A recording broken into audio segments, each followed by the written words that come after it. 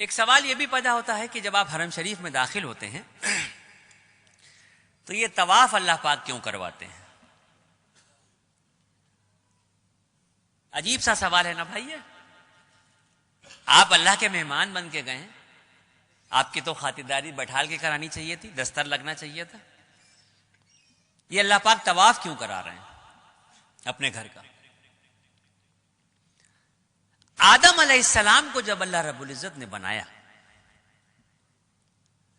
فرشتوں کو جب یہ حکم دیا کہ آدم کو سجدہ کرو، اللہ رب العزت نے آدم علیہ السلام کا اور فرشتوں کا ذہنی اعتبار سے مقابلہ کروایا، اور اس ذہنی اعتبار کے مقابلے میں آدم علیہ السلام کی جیت ہوئی، اور فرشتوں نے 7ویں آسمان پہ بیت المعمور کے نام سے اللہ کا ایک گھر ہے اس کا طواف کیا.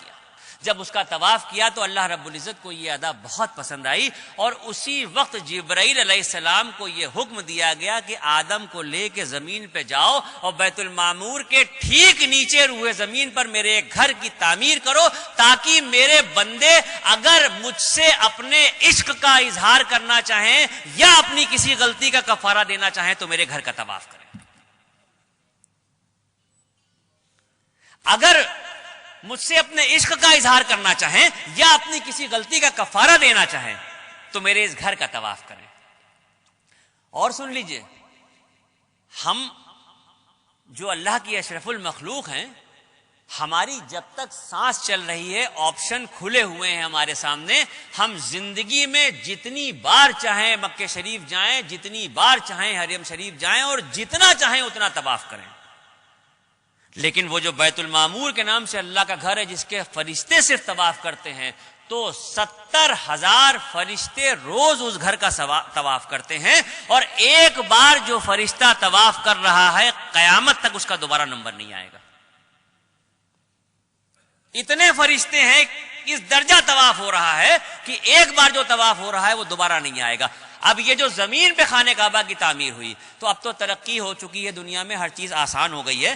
آپ گوگل پہ دیکھ سکتے ہیں، نقشہ اٹھا کے دیکھ سکتے ہیں، موبائل پہ دیکھ سکتے ہیں، کسی بھی طرح سے اگر آپ دیکھنا چاہیں آپ گوگل کے نقشے پہ جا کے دنیا کا نقشہ ڈالیے، اور دنیا کے نقشے پہ جب آپ دیکھیں گے تو پوری دنیا آپ کو گول دکھائی دے گی. یہ تو نقشے کے دیکھے بغیر بھی سب کو پتا ہے کہ دنیا گول ہے. اس دنیا کے گول کے بیچ میں جو سینٹر ہے، بالکل انچوں سے ناپ لیجئے، ایک ایک سوت کے حساب سے ناپ لیجئے، پوری جو گول دنیا ہے اس کے بیچ کا جو سینٹر ہے، اس گول سینٹر پہ یہ کعبۃ اللہ کی تعمیر ہوئی ہے.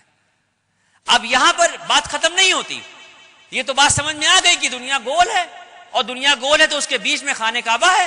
یہ بات یہاں پہ ختم نہیں ہوتی.